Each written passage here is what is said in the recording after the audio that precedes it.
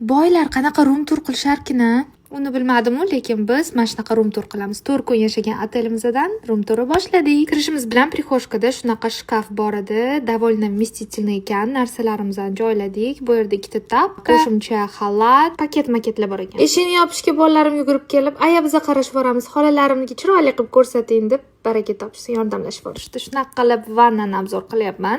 Hamma kerakli narsalar bor edi: shampun, sovun va hokazo, sochiqlar, vanna, eng muhimi.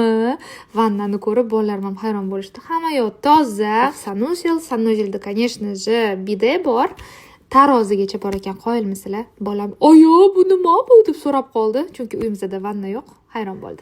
Prem zo'r ekan, hidi yoqdi. Mana bunaqa mayda-chuyda narsalar va katta televizor, katta kravat, katta divan, katta xona.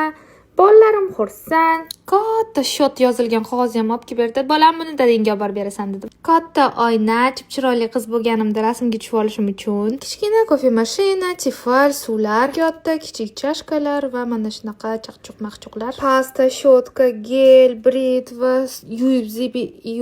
kechirasizlar, tilim aylanmay qoldi.